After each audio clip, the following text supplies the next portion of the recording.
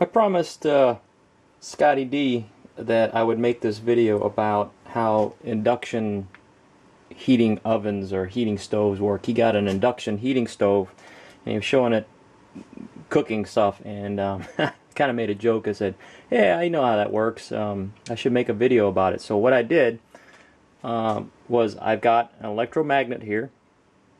It's an alternating current electromagnet. I've got my infrared camera. You see my hand. The camera's right here. Can you see the camera? And here's the display. So you see my hand in the camera. Let me zoom in there.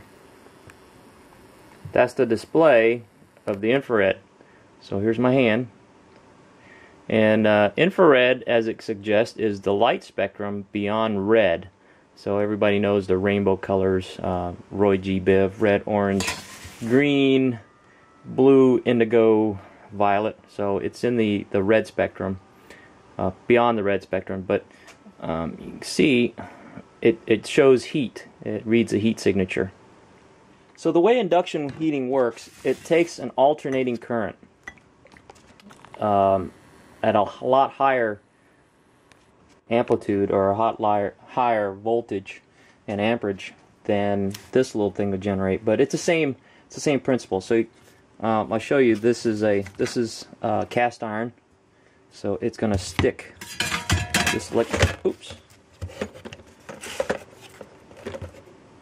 This electromagnet's going to stick to this thing here. Let's see it pick it up. Alright, so what I've got now, let me zoom back, is a pan. And this pan is non-magnetic. You saw me pick up this piece, which is magnetic. So I'm going to try to pick up this pan with the electromagnet. And it won't. Let's see, I'll show you here. So you can see it's non-magnetic. It's not even trying to pick up the pan. And the reason why I'm using this pan is when you see in the infrared image, it's not reflective because of the Teflon. The Teflon coating there doesn't reflect infrared light.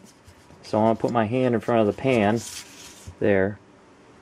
Now what I'm going to do is I'm going to put the so you can just see a blue screen here, and of course red and white are hot, so I'm going to put the electromagnet right here on the pan. It's kind of hard to see.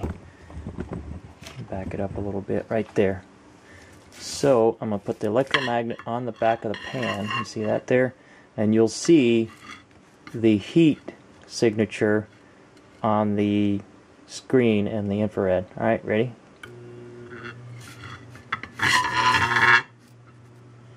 You'll see the pan getting hot. See that spot in the center? Now the longer I hold it on there, the warmer it's going to get. So let's see how long it takes to heat it up. Well, that's alright. It's getting in the green zone, which is about 23 degrees Celsius. Alright, see it harder? Let me zoom in. Just in there. You can working. See it's hot enough? Or in the upper left corner screen.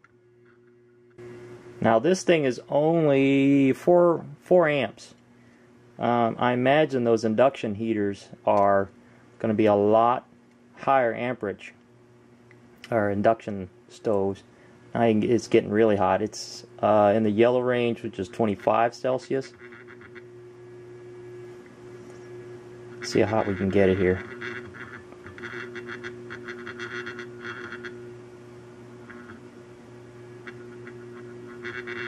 Now this only works with an alternating current, and I'll explain that later when we talk about the principles of Lenz's law.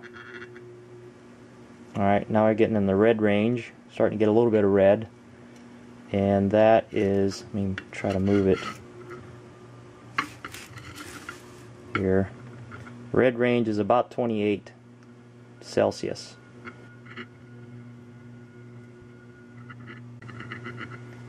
And so you get the point. It's getting hotter and hotter, but I'm just using electromagnetics. I'm not using any kind of heating element. This is just purely with magnetism. And I'll show you here. When I take this away, you can see the probe ends aren't necessarily hot. See? These are the probe ends here. See my finger? The probe ends are not hot themselves. I've still got the electricity going, the magnetism's going, but the probe end is not itself hot.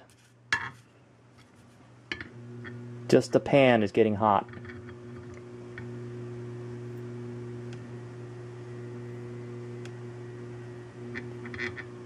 Alright. So there you have it. That's how the practical application of magnetic induction heating works. Now I'll show you the science behind it. So hold on to your abacus.